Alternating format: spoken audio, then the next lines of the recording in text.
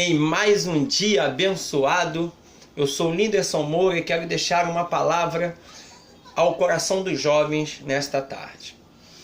A palavra de Deus nos fala no livro de Daniel, no capítulo 1, no versículo de número 8.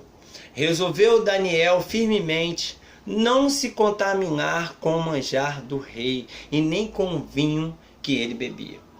Meus amados, a palavra de Deus nos fala que o rei Nabucodonosor, após capturar os jovens judeus e levar para a Babilônia, ele encarrega o seu chefe de cuidar desses jovens, prepará-los para um período de 3 anos, ensinar-lhes a língua dos caldeus e a sua ciência. E eles deveriam ser trazidos, mas o rei Nabucodonosor lhes dá o direito de comer das iguarias da mesa do rei e do seu vinho.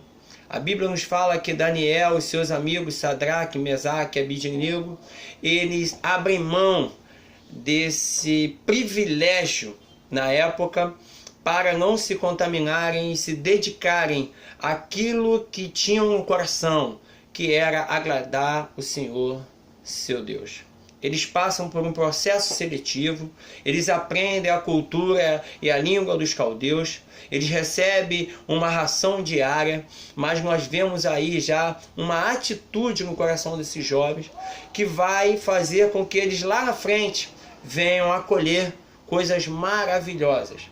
Eles fazem um pedido ali ao chefe, o chefe fica um pouco receoso e o chefe de cozinha faz um teste de 10 dias com eles, no qual eles comeriam apenas legumes e beberiam água.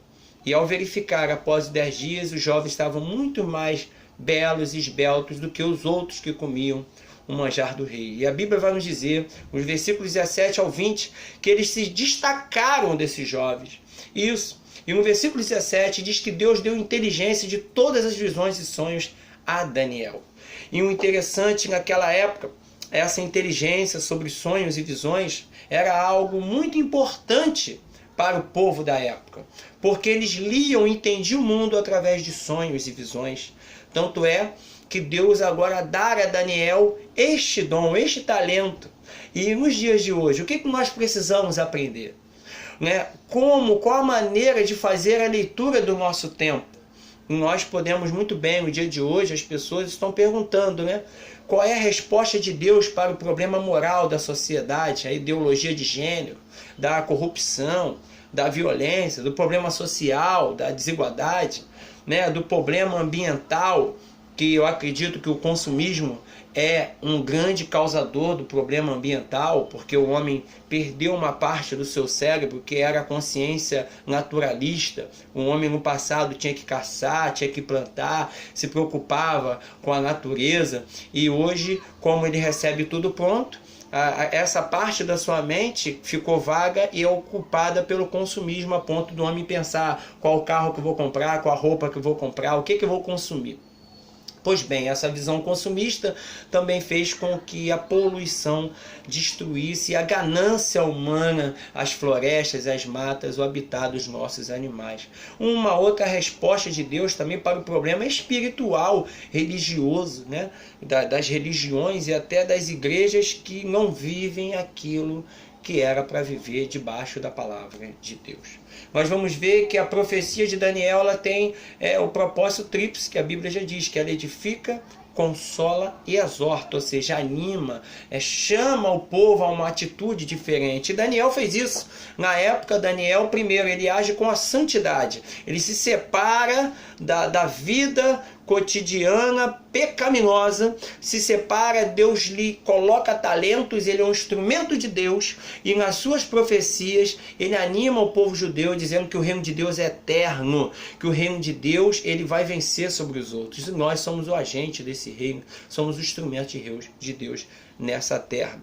Então, a atitude de Daniel em um lugar pagão, ele começa a dizer o seguinte, eu estou abrindo mão daquilo que eu poderia ter nesse mundo para agradar a Deus.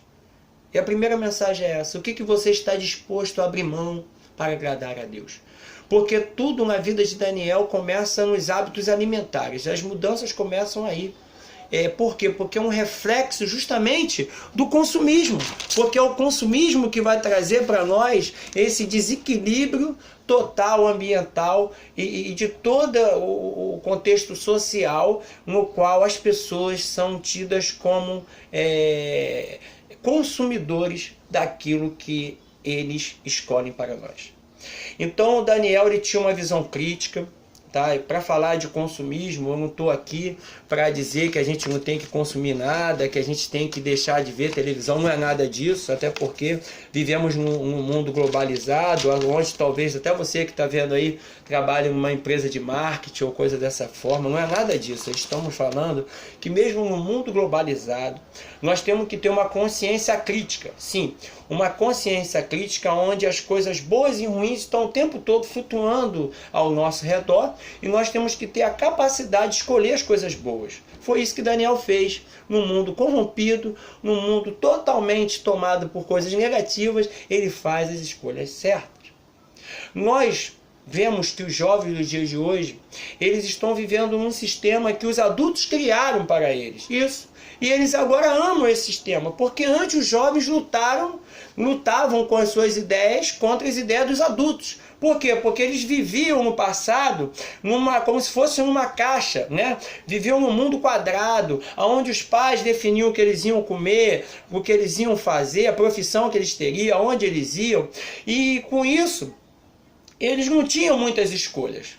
Então, as conquistas, né, da sociedade, a globalização fez com que os jovens buscassem um estilo de vida, uma suposta liberdade, onde o jovem vira um novo consumista, um novo consumidor. Por quê? Se o jovem tem liberdade, escolhe o que ele vai ser, o que ele vai fazer, então agora ele consome. Entendeu agora? Ou seja, agora ele usa o cigarro, ele consome a bebida, ele paga a boate, ele paga os motéis, ele compra as motos, as roupas da moda, ela faz o cabelo da moda, ela compra a bolsa de marca, a roupa de marca, a maquiagem da moda. Ou seja, o jovem é um grande consumidor no mundo que nós vivemos. E aí, aos 16 anos no Brasil, ele já pode votar. Porque o pai que decidia pelo jovem, agora é ele que decide. Mas aí nós vamos ver os problemas que isso vai gerar. Por quê? A juventude de hoje ama esse sistema que o adulto criou. Sim, e ele se transformou num grande consumidor. Mas tem um problema. Ele perdeu a sua identidade, ele perdeu os seus projetos. Jovens sem identidade. Jovens que antes tinham toda uma estrutura familiar, uma estrutura também da igreja, né, na sua maioria, e que hoje estão órfãos desses pais e escolhem aquilo que quer para si, mas na verdade é aquilo que o sistema determina que eles vão fazer. Muito bom. Hoje vivemos um momento onde agora a criança está sendo inserida como um grande consumidor, da onde se faz com que todo o recurso familiar venha para essas grandes empresas através da criança. Mas esse já é um outro momento, um outro assunto. Vamos continuar falando sobre essa mudança, né, que houve no padrão familiar, onde o consumo que era limitado, agora não é mais limitado, ficou ilimitado por causa do novo mercado consumidor da juventude. Nós sabemos sim que isso já aconteceu na história, um exemplo disso foi o Brasil, né, colonial, que a história diz que os negros, né, aqui existia o latifúndio e o negro trabalhava nos canaviais, o negro trabalhava também através da extração do café e a manufatura, e aí daquele processo a Europa, que produzia agora os seus produtos, queria vender e não conseguia, porque o capital ficava na mão dos senhores de engenho. E eles agora forçam o Brasil a liberar a abolição dos escravos para que tornasse um mercado consumidor que viesse a consumir e viesse fazer a pilhagem, tirar os recursos daquelas pessoas através do seu consumo. Muito bem. Agora, essa satisfação relativa que o jovem tem através dessa suposta liberdade que ele recebeu desse mundo globalizado, que foram transformados em consumidores, sufocou a sua identidade e os seus projetos. Sim, o jovem de hoje, ele não tem a mesma visão antiga, onde o jovem tinha uma identidade política, uma identidade religiosa e uma identidade moral herdada pela educação familiar, onde existia a figura do pai, no qual ele obedecia, a figura da mãe era mais forte, no qual cuidava desses filhos e os amava e contribuía nessa liderança familiar, e também tinha a questão da igreja, os ensinamentos e o temor e o padrão que esses jovens viviam, padrões relativamente saudáveis.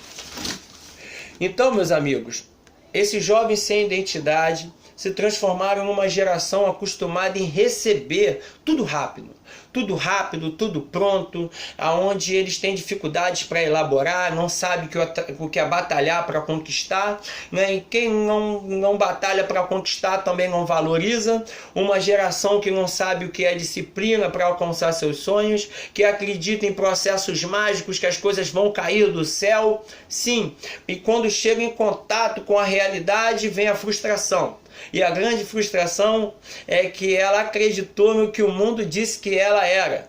Ou seja, era um sonho, ou melhor, um pesadelo, onde ela despertou e viu que agora era tarde demais para correr atrás dos seus sonhos. Mas a palavra de Deus diz que nunca é tarde demais. A palavra de Deus também ensina e diz quem você é, na verdade. Um mundo libertino que vai gerar filhos órfãos. Isso. A ausência de pai e mãe, a ausência de ensino, a ausência de correção, a ausência de limites e a ausência de 3 coisas, necessidades básicas na vida do homem.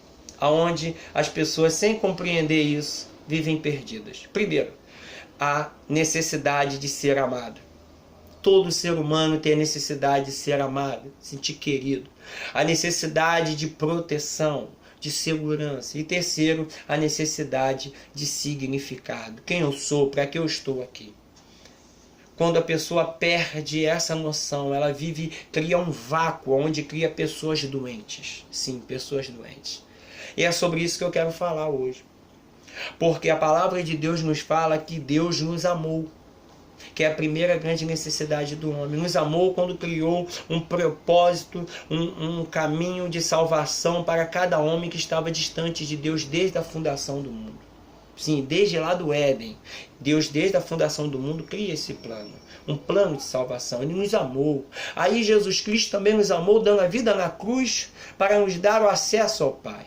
O Espírito Santo nos amou quando Ele cuida de nós, nos faz nos arrepender, nos converter, e aí a gente passa a viver Deus na nossa vida no dia atual, através do ministério, do momento do Espírito Santo de Deus. E se essa palavra está tocando em você, faz você refletir, é o Espírito Santo de Deus que está nos usando pela sua misericórdia e também tocando e convencendo o seu coração. Necessidade de significado. O Senhor também nos mostra que nós somos filhos de Deus, que nós somos importantes, que nós temos uma tarefa nesse mundo no qual Ele nos chamou.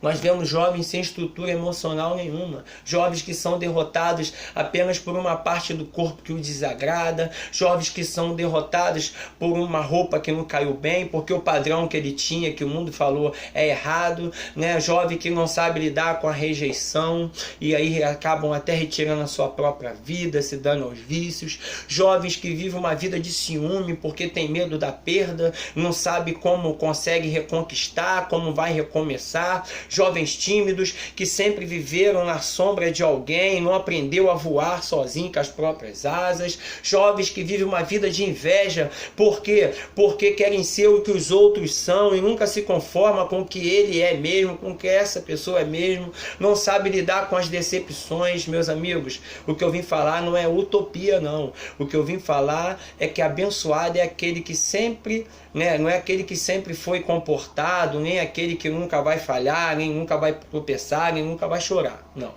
Mas aqueles que aprendem, sim, segundo a palavra de Deus, aprendem a desenvolver uma consciência crítica, que decide os seus caminhos, que procura saber qual é a vontade de Deus, que trabalha seus erros, que constrói tolerância para viver nesse mundo, não é religiosidade, mas tolerância, que criam projetos de vida, que lutam pela concretização deles, que dão uma nova chance para si mesmo, e também aqueles outros que fracassam.